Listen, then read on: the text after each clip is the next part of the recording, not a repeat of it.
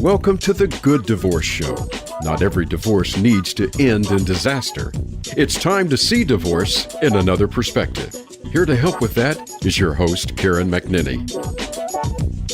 Hello, listeners. Thanks for joining me today. This is your Good Divorce coach, Karen McNinney. Today, I feel like I got a 2-for-1 deal. We have a very articulate, wise guest who comes to us not only as a divorce professional, but also as a pioneer of the good divorce. Welcome and hello, Marcetta Barker. Hi, Karen. Thank you for having me. This is really very exciting.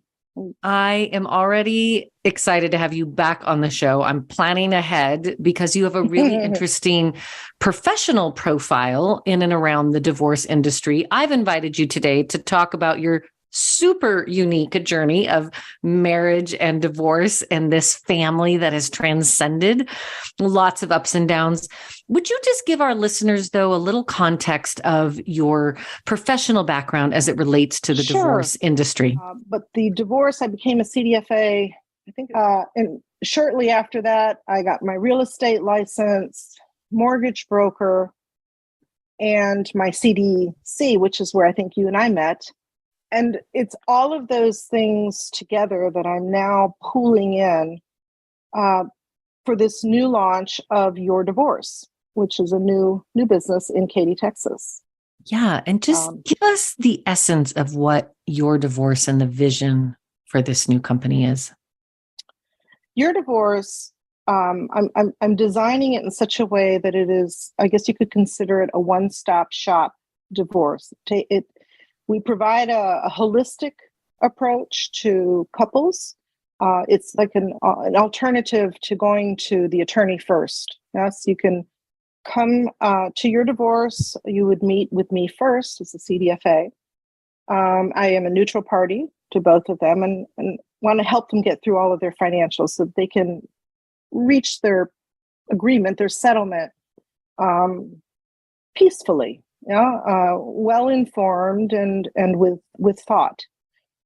All the other aspects of the divorce settlement, such as real estate, lending, and legal, even though legal's not under our roof, we do outsource it. But real estate and lending they both play a big role in the divorce settlement. And we make sure that as we're going through all the professionals are kind of working together seamlessly, right, to get them to where they're trying to go so that they don't have to go look outside. The lender doesn't know what the real estate agent is doing. The real estate agent doesn't know what's going on with the decree and, all that kind of stuff. So it's a different approach. And we also can be advocates for one spouse.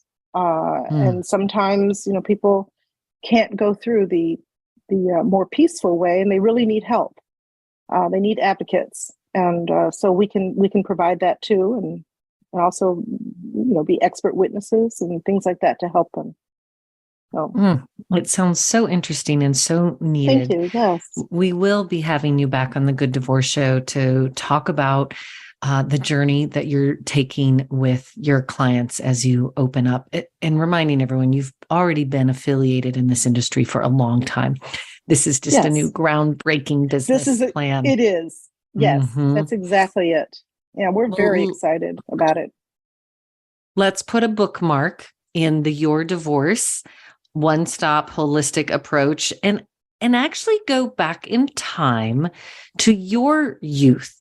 You were a musician, a traveler. I see you moving through all of this international community. And as one does, you find yourself falling in love. Pick up the story or tell us, where does this story actually begin? Well, the story begins in Buenos Aires, but I was living in Barcelona, Spain. My parents moved from Bloomfield Hills, Michigan, where I grew up, in 1970 to Barcelona, Spain. Artists both just wanted the adventure. So in 1983, my mother said, let's go to Rio de Janeiro. And then from there, we'll go to Buenos Aires. She was Argentinian. And you can meet my family. And that's what we did. And I absolutely fell in love with that city. It is so vibrant and alive. It's just, and the musicians are just tremendous. So I said to Mom, can I not go back to Barcelona, and can I stay and try to work here? And she said, sure. So that's what I did. And And about how old were you when I was you 23. 23. I see 24, actually. Mm-hmm. Yeah, 24. And I had a demo tape that I recorded in Barcelona. I was already a professional songwriter and jingle writer for TV and radio, and a singer. And music is a very big part of my life and still is. So I had a demo tape, and I had given it to somebody, another musician in Buenos Aires. And he calls me one day and he says, you have to go to the Estudio del Jardín, which is the garden studio, because somebody there is already madly in love with you. And I'm like, yeah, whatever, laughing, because no, he's crazy about you. You've got to go. It's okay. Well, whatever. So I go, and sounds like the start to a rom-com. Yeah, exactly. So I was called to lay down some vocal tracks, and somebody's recording. I don't know. Anyway, so I go to the studio, and there are lots of people and singers and musicians and recording engineers. I don't know who's who there, but I go in and I said, I'm here to lay down a track. And so I do that. And then this one guy comes up to me, one of the recording engineers, and says, I have something I'd like to play for you. And so we went to another little area of the studio, and he played a song for me that he had written and was singing. And I thought, God, he's so good, Well, anyway, I left, and my friend said, that's the one. That's the one that is crazy about you. And that was Raul.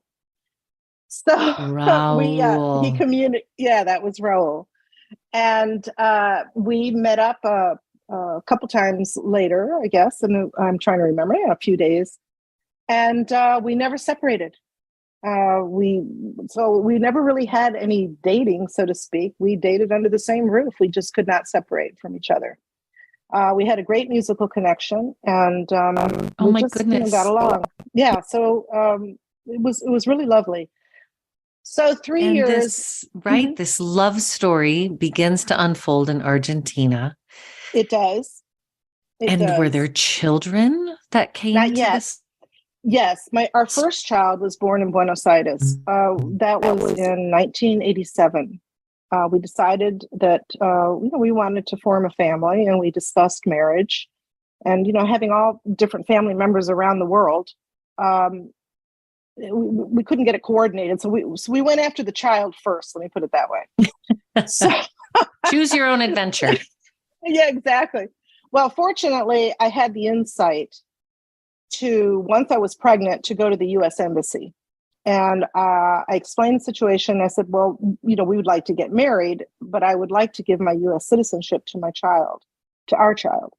And they said, no, that's not going to work because of the years that you've lived outside of the U.S. However, a U.S. citizen out of wedlock, having children out of wedlock, can give the U.S. citizenship to their children. So I went back home and I said, Raul, we get married, kid is Argentine.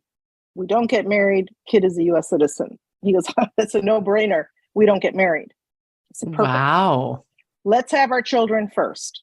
That was what we decided. Okay. So Alan is born, and it became quite apparent that as a single person, or as a musician and living off of dollars, because I had a little bit of dollars from my grandmother, and it was going a long way, it was not a place to bring up children. The whole financial and political situation of Argentina is so corrupt. And I knew I had to be back in the Northern Hemisphere somewhere.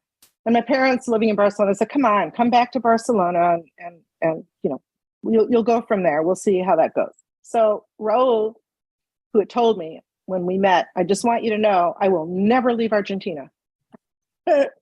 We were on a plane a few months later with a baby and 2 cats, and we moved to Barcelona. And never say never. Never say never. It's very dangerous. I've learned not to do that. Well, I'm going to fast forward, but in Barcelona, we were just fine. I mean, as a couple, we had a great place in sort of a Gothic area of Barcelona. Barcelona is a great city. And our second child was born in 1992. I remember that was Olympic year. And everything was just going along just fine. My father's mother was living in Sarasota, Florida, and she passed away, and her villa was up for sale. This was, now I'm talking about 1994, 95, and it hadn't sold yet. And the conversation came up about, well, should we move to the States? And I really didn't want to. I had had a little bit of bad experiences living in LA for a brief period and got caught up in a shooting. I was fine, but the whole US kind of scared me. And I think I was quite European at the time, and I just was afraid for my kids and that kind of thing. But Raul said, we've got to go to the States. I would love to live there. It was his dream. And the more I thought about my kids growing up, being able to go to school in the US and maybe university in the US, it just started to make more and more sense. So we did. Moved to Sarasota, Florida. And at that point, that was 1995. Two children, not married. Yes, not married. We better get married because he had to be able to work. So it was the right thing to do. It was the right time to do it. And we called, we set up an appointment with City Hall, and there we go. And I remember we were holding on to the hands of our two boys. And inside, I remember thinking, this is not going to last. I know this marriage is not going to last. And it was kind of sad in a way, it wasn't a big celebration thing. I don't think that Raul thought that far ahead. But in my heart of hearts, I knew it wasn't going to work. So we got married and kids started school and things were moving along. And very slowly, as with most marriages, I think, it took a few years to unfold, right? For it to reach a point. In that period, we each lost a parent. We went through changes, and they're hard to explain what they really were. I want to say they were really just growing pains. We started to grow apart. And you get frustrated because it's not like either one really did anything. So you can't really blame the other person, but you kind of hate them for it. There's a period where it's a little rough, and they say, be careful of the words you use, because you can be forgiven, but it's hard to forget. Well, in our case, as with all marriages, I think you say things that are pretty horrible, and we did. It was certainly forgiven and forgotten. It's really more what you do that matters. And what we did was we always cared for our kids. We never fought in front of them. And if we did, it was minor. We never spoke badly about each other. Right. So you're morphing along, you're having those growing pains, feeling like things are maybe inevitably going to unravel and off. And you're still in Florida at that time. Yes. And how many years were you sort of in the status quo of that? I want to say probably, if I was going to say the day we got married, because that was my first thought probably of it, to maybe about 7 years, 6, 7 years. And I'm not saying it was all bad, but the last few were rough. By the time that we morphed, so to speak, under the same roof, by the time we put the sale sign outside our house, we were the best of buddies. I mean, he was better than a girlfriend. Isn't that an interesting twist? Yes. Better than a girlfriend. Better than a girlfriend. Over the course of that time. Well, it sounds like there is more twists and turns to come in this divorce story. And when we come back from the break, Mercedes Barker, divorce professional as well as good divorce pioneer, is going to unravel the story a little further so we can understand how it is that you and your ex-husband ended up being quite close friends still to this day.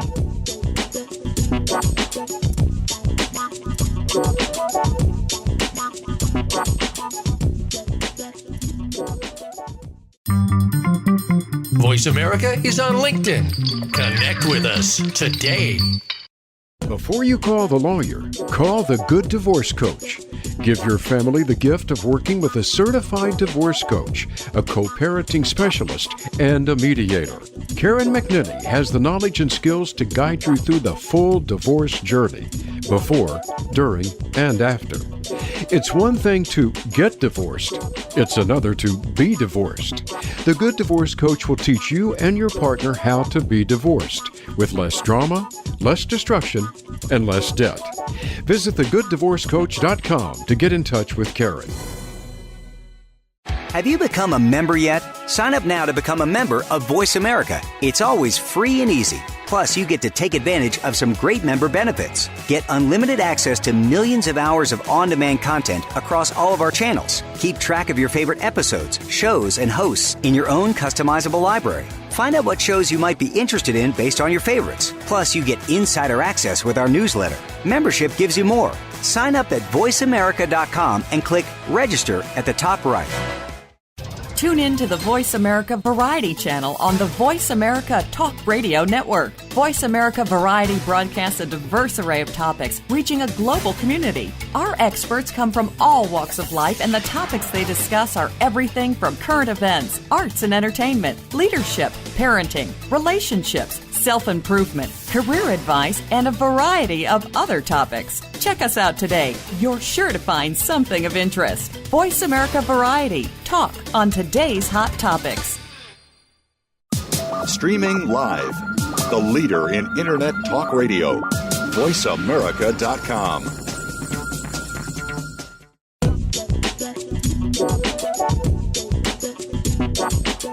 Welcome back to the Good Divorce Show with Karen McNinney. Have a question for Karen or her guests? Join us on the show at 866-472-5788. That's 866-472-5788. Now, back to the show with Karen. Hello and welcome back. I am your Good Divorce Coach, Karen McNinney, today chatting with Mercedes Barker, who is unfolding for us a very interesting international romance. I'll tell you, it sounds like a rom-com. We're now in Florida. There are two lovely children. The day of the wedding, you had that feeling and that knowledge in your gut, Mercedes, that this may not be long-lasting. Nonetheless, you said, I do. And then what unfolded? Well, we were leading up to the I don't, I guess. Right. Yeah. Well, as I was saying in the previous segment, it took us about 7 years, and maybe the last couple of years under the same roof, we really became good friends. It was all over with pretty much. And so we put the house up for sale. And I got my hands on a divorce packet because it just seemed logical that that's what we needed to do. And I'm flipping through the pages, and there were a lot of pages, let me tell you. It's flipping very through, overwhelming. It's overwhelming. I think people don't understand. Is. In that day it's awful. that you went to the courthouse to get married is probably 1 or 2 pages of paperwork and lickety-split. Totally easy to get married. Easy. Yes, so easy. Really complex to get unmarried. Yes. And honestly, it just gave me such a bad vibe because when I realized that Raul was going to be told what he had to pay as child support when money was never an issue with Raul, ever. And they were I had to set up visitations. Well, I was never going to do that. I was never going to not let him see his kids whenever he wants to see them and vice versa. It wasn't for us. And so Raul and I looked at it and I said, well, what do you want to do? And he says, are you planning on getting married or anything like that? I mean, is that in your mindset there? And I said, no, not at all. And I said, what about you? And he says, I will never get married again, period. And I said, well, let's not go through the never, I'll never do something. Right. We've done that one before. We've done that one before and it didn't, But for now, we both agreed that this was silly. Just let it go. We'll wait until the kids are over 18, which would be, I don't know, let's see, another 10 years or something. So we just didn't care about it anymore. Okay. So it was, and it made it so much easier. So we sell the house. I do remember having a conversation with the boys a little bit. I think they kind of knew what was going on, but we made it sound exactly the way it was, that, look, yes, we are separating. Yes, we will be living in separate households, but we are family. We always will be family. We're mom and dad. and you don't have anything to worry about. Okay. How old were Yeah, the I'm trying boys to at that think point? now. 13 and 8, something like that, maybe. 13 Yeah. and 8. They didn't have questions. They didn't seem worried about anything. Raul and I were, as I said, we were best of buddies and joking around, and everything was just fine.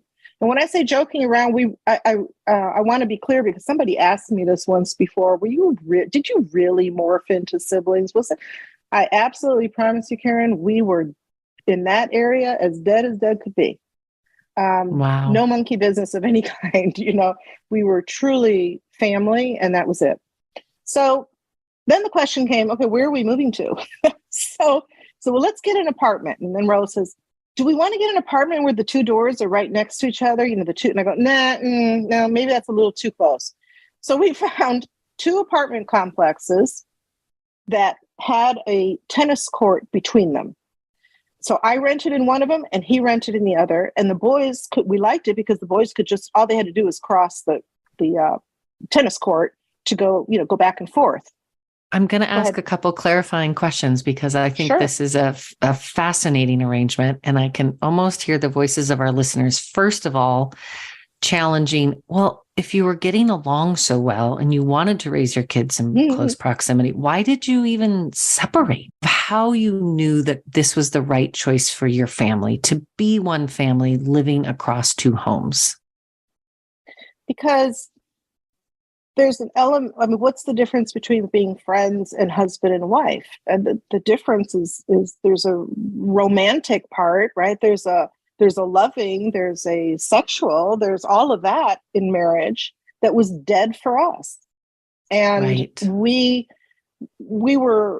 felt that we could still, we still had the chance, right, to grow in those areas with other people too. Not that we had anybody, but we just wanted to move on, right? But you want your family intact. Was there ever like a parenting schedule, how you arranged where the boys would be, where they knew they would be, who's actually going to be in town? No. I hear the fluidity, but was it kind of day to day, week to week, this conversation between you and Raul? I think Raul's greatest pain with the separation was not living with the kids anymore.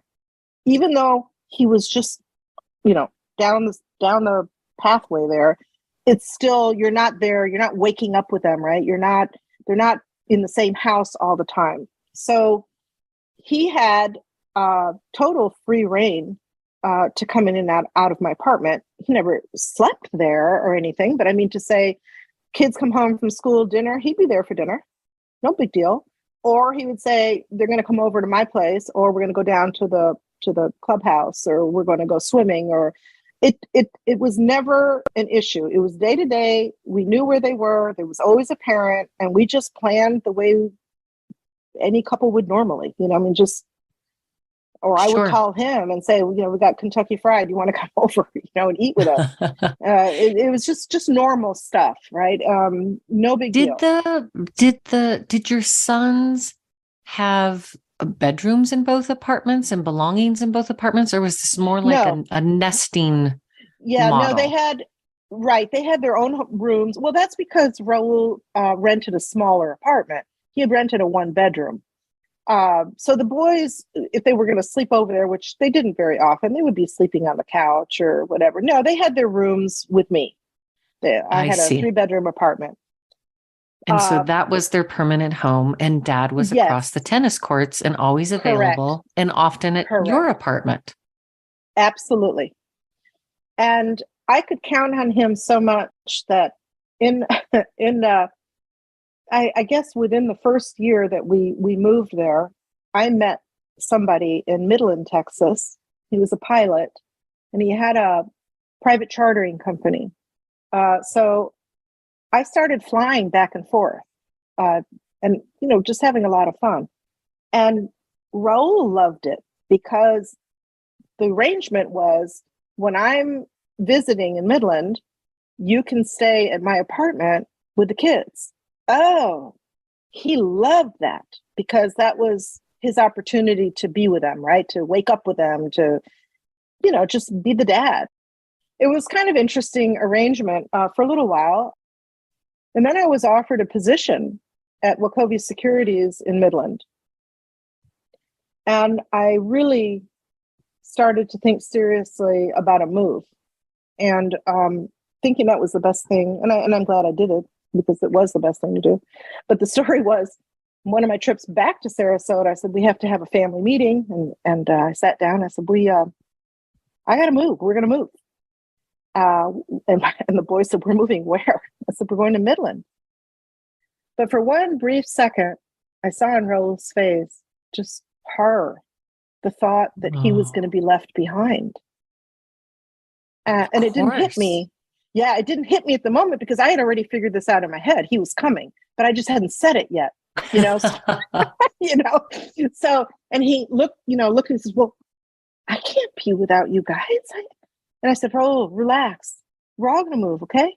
I mean, to rent an apartment here right across the tennis court, why don't you rent one a mile away, from us? And that's exactly what he did. And so everybody got kind of excited about it. And he drove the U-Haul with my older son, and I went with my younger son in the car.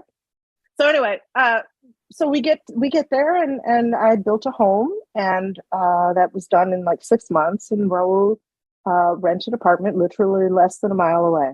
Same kind of thing. So I lived with the boys. They lived with me, so to speak, and they would just go up the road to their fathers anytime they wanted. And Raul would come frequently. I mean, we were like family. It's like, hey, I got some steaks. Do you want me to cook them? Sure. I loved it when he would cook, because then I don't have to cook. So it was as if we were married, but not married. When we're not a couple. We're wrapping our head around that one. Family.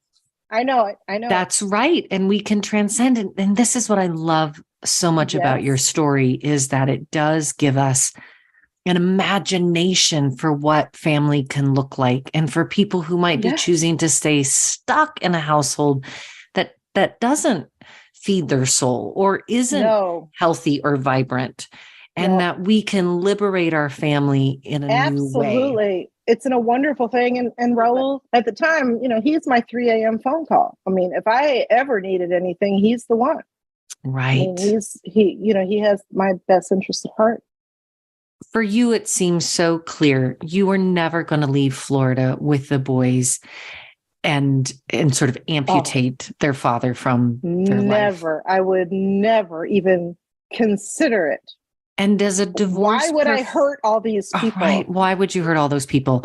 But I know you and I share also sort of a philosophy, as well as an ambition to make sure that fathers, men in the divorce story don't fall into some of these old kind of social patterns that can be really damaging.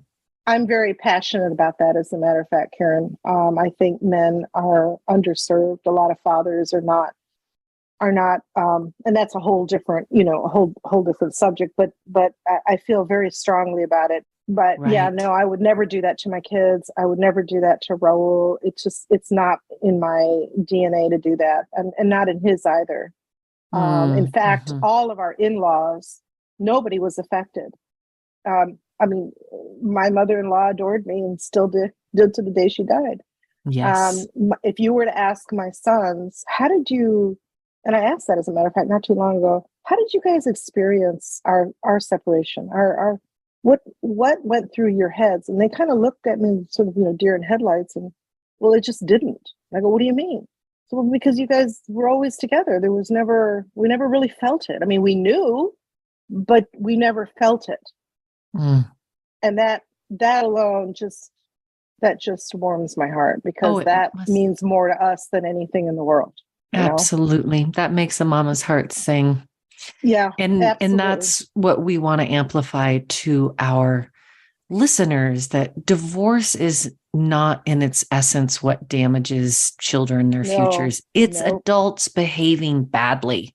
That's what does the damage. Absolutely. It isn't divorce. And look, a divorce, really, we should be saying, oh, we're getting a realignment, because that's really what it is. You're just realigning. You're you're getting out of the couplehood and you're turning it into something else. And how much of that something else, of course, is up to both of, every couple is different. In my case, that something else was even better. I mean, I couldn't ask for a better relationship with Raul. And there is, and as we'll get into it, but there is an element of till death do us part. Sure. You commingle your DNA. That's forever. Yeah. Those that is kids, forever. those grandbabies. Yep. And there you are now living in this new arrangement. How long did that continue? And did you both start dating? Like, what happens in this scenario of we're not really married, we're not really divorced, we live in this really magical middle earth? Yes, there was definitely dating. True. I can't reiterate it enough that aspect of us was completely dead. There was never, when we say we're not married, but we're kind of married. No, we weren't married as a couple in any which way. Just on paper, we were still married, but we were definitely friends. Yes. He had a couple of girlfriends, and it was interesting because one of them wanted him to move to San Francisco, and Raul can't do that. Family comes first. And of course, for any woman, that's a hard thing to understand, perhaps, because you choose them over me? And that was a problem for Raul. And then there was another girlfriend, poor Raul. She was extremely jealous, but to the point of disorder. He couldn't share a birthday with his sons and me, for example, without, literally there were like 300 telephone calls that came in to disrupt it. So he cut that short. So he was not lucky in that regard. So any other relationship's been kind of light for him, but that's the way he wants it. That's, it's complicated. I, on the other hand, was extremely lucky. And that's a whole different story in how we've evolved. When now I'm working, Raul is in his apartment. He kind of went through those two girlfriends kind of thing. And he starts having some health issues. Midland and Odessa are sister cities, and it's a boom bust town, oil. And we were going through a boom. He was going through some disability because he couldn't work. He was a manager at one of the supermarket chains there, and he just couldn't handle physically. This now became a problem. My kids had moved to Houston already, so I was an empty nester. And here I am again. What's the right thing to do? And the right thing to do is to help him. So just as this was happening, Tom, my significant other, and we've been together now for 10 years, and I had started our little relationship at a distance. He was in Michigan. We used to go to elementary school together, and he found me 40 years later on Facebook. Wow, something started between us. Yeah, so that's a whole romance in and of itself. It's a beautiful story. So I say to Tom, look, I know this is odd, but I need to get Raul into my house. I got to take care of him. He can't even walk to the bathroom. It's not good. And he said, of course. Don't even think about it. Of course. So Raul moves in. Okay, maybe that's for the next segment. So yes, let's push pause there. Your now quasi ex-husband is moving back into your home. You've started a new relationship. The children have moved out. And I have to ask you this question before we head into the break, Mercedes. Did you ever divorce Raul? Yes. Okay. When we come back from the break, ladies and gentlemen, we'll hear how that twist in the story came about. Stay tuned.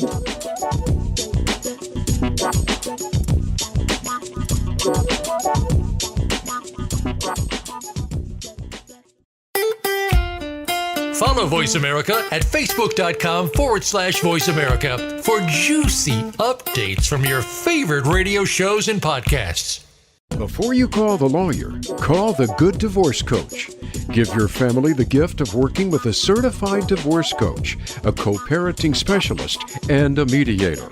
Karen McNinney has the knowledge and skills to guide you through the full divorce journey, before, during, and after. It's one thing to get divorced. It's another to be divorced. The Good Divorce Coach will teach you and your partner how to be divorced with less drama, less destruction, and less debt. Visit thegooddivorcecoach.com to get in touch with Karen.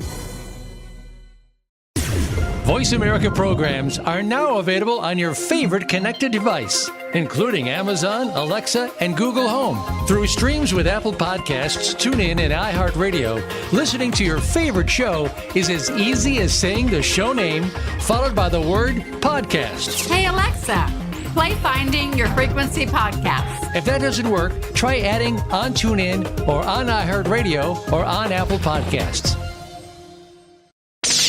The Internet's #1 talk station. #1 talk station. VoiceAmerica.com.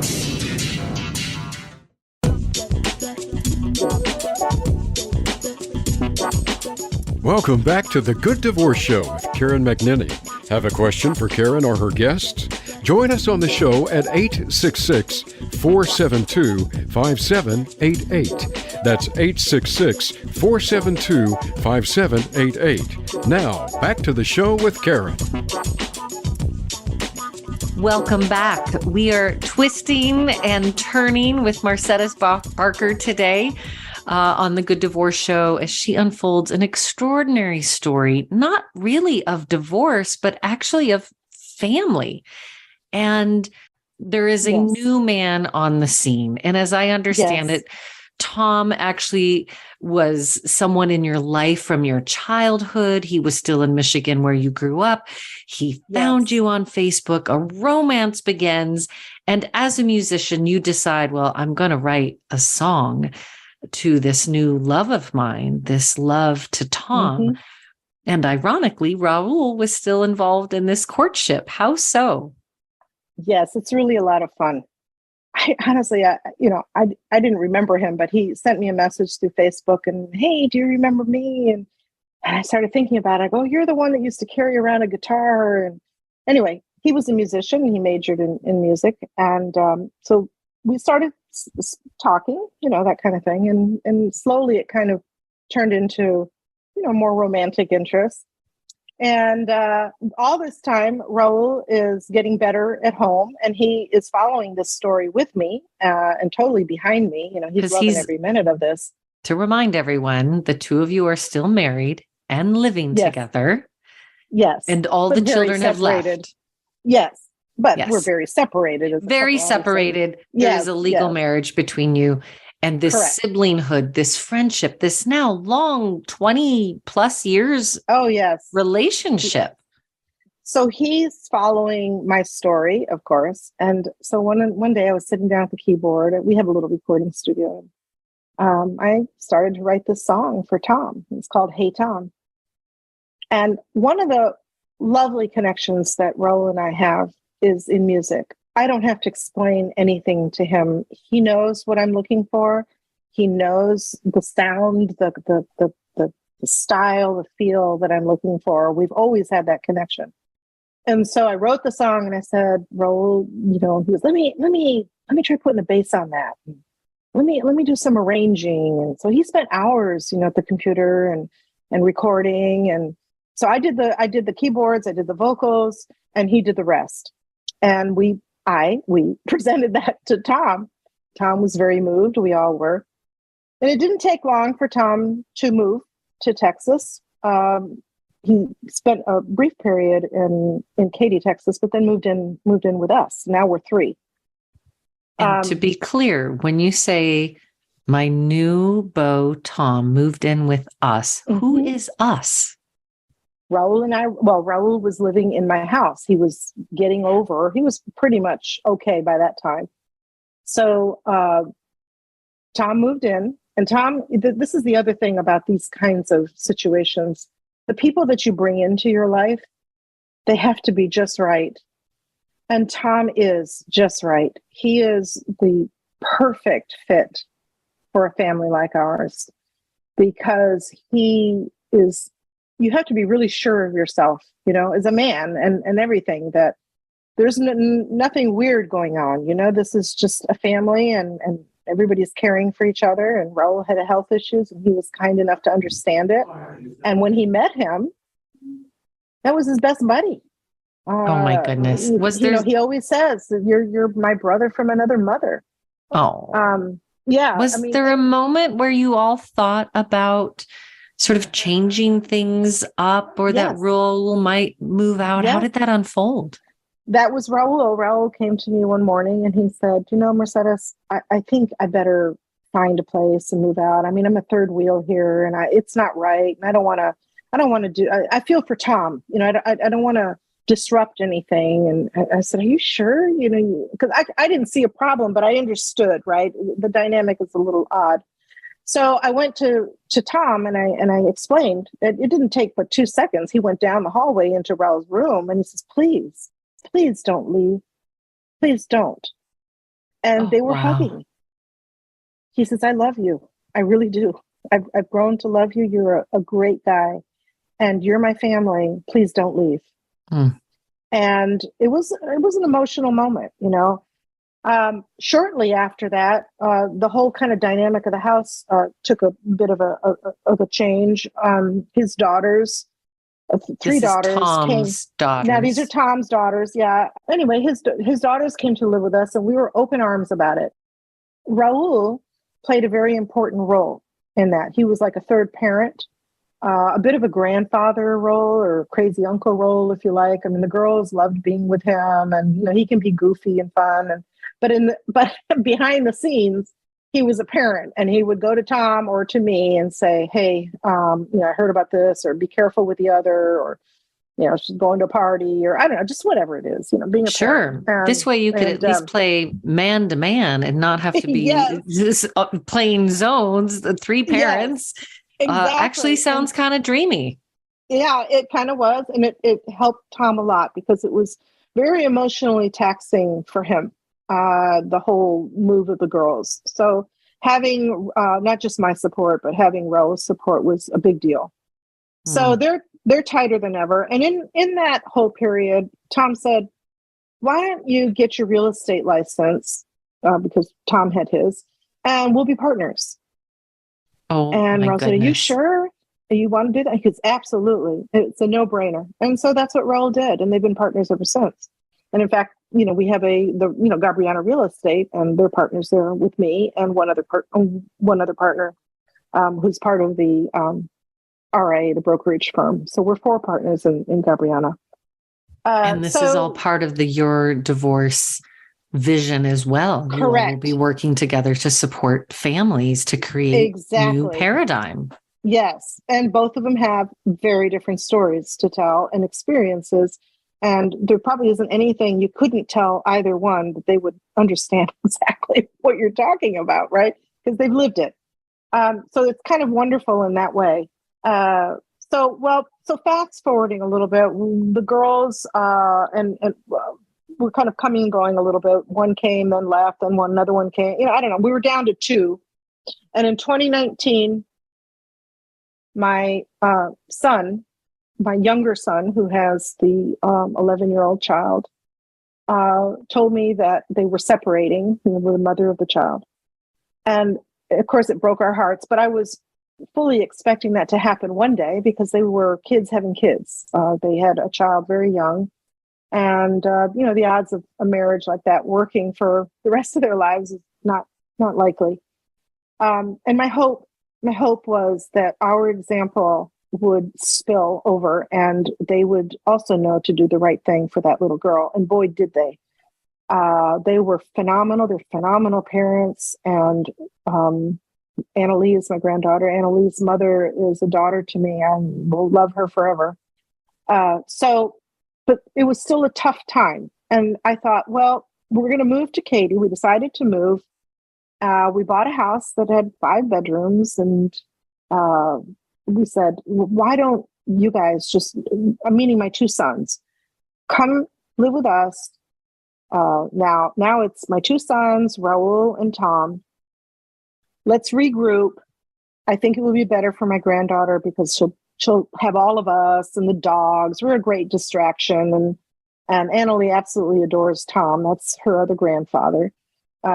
So that's what we did, and it was a good move. And that was in June of 2019, and then COVID hit. So we really kind of hunkered down together, went through that period together, and it's always peaceful living. I mean, there's just never any dramas.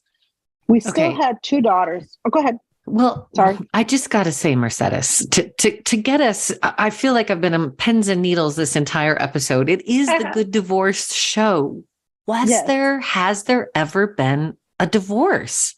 And well, that's a great question. And yes, the answer is yes, but it wasn't the way most people would divorce. We just got to a point, 2021, we started talking about, we really need to just tie up these loose ends. There's just no reason to be married. And of course, Tom and I are talking about marriage. We would like to also tie up our loose ends, so to speak. We've been together for 10 years. And we're till death do us part kind of couple. So we did. We went ahead and actually an attorney filled out the paperwork for us, and we filed, and 60 days we were divorced. What was that day like, that experience? After all those years, 20 years, 25 years? 25 years, something like that. I can't even count. I don't even know. My divorce memory, it was actually a happier memory than my marriage. Isn't that not my wedding day? Because I knew the wedding was just wasn't going to work. But the divorce was so free of drama and hurt and pain and everything. It was actually kind of funny. They were doing it on Zoom. So all the tiles, of everybody's faces that were in that room for that day were showing. And Raul and I were sitting on a piano bench in front of the computer on Zoom and on camera. And we're looking at all these faces, and there's, they're crying and they look sad. And well, of course they're getting a divorce, and it's raw. You could feel it. But there we were, just kind of laughing our way through it. And the judge called out our name. We were one of the first ones. And he went through the rigmarole of, is there any chance of you two reconsidering or reconciliation? And we laughed. We said, "No, you kidding? No way. We're done with each other. It's been 25 years. What are we doing married?" And so the judge laughed with us. But what was funny was looking at the other people's faces, because you could tell they were trying to figure this out. How is it that these two people are so happy and they're just best of buddies? And we said that to the judge. No, we're family. We're best of buddies. And he goes, "Well, that's wonderful to hear. You are now divorced." And he signed off, and that was it. It was truly a non-event. So as of October 2021, we are legally divorced. And yet still roommates, housemates, family members, business partners. Yeah, it's great. Confidants. But to give you an idea of Raul's personality, he was just in Barcelona, Spain, visiting. And I have this thing about, we have a pool, and I'm always a little concerned about anybody swimming alone, accidents, things like that, right? So I went to swim, and I said to Tom, just look out the window when you're upstairs and just take a look. So I know I'm swimming, and I hear out of the Ring camera, Raul from Barcelona, Spain saying, "Are you alone?" And I said, "Yeah." And he goes, "Okay, I'll watch for a while, until somebody comes." I mean, Raul is the watchdog of this family. He makes sure the doors are locked. He's watching for the two very distracted people we have in the family. Tom can lose his glasses, his keys, that kind of thing. My father's the same way. Raul's always on top of it. I know where they are. I'll find it for you. Hey, you left the door unlocked. He's very caring of everybody in here, and we count on him for those kinds of things. It's hard to explain. And Tom is the most peaceful, big-hearted person. I mean, he's a musician as well, very artistic, and we're just a good fit. Everybody's a good fit. But there's no confusion of what the rule. what everybody's role is. There's no getting out of your lane. I don't know how to explain it. There's no weirdness. It's just, there we are. You know, what are we having for dinner? Who's going to cook? Sometimes Raul cooks, sometimes Tom cooks, sometimes I cook. It's just the normal stuff. It's your normal. Absolutely. It is and it can normal. be for other people as well. It absolutely can. And it's my understanding that that now your father, your aging father, is also in the home.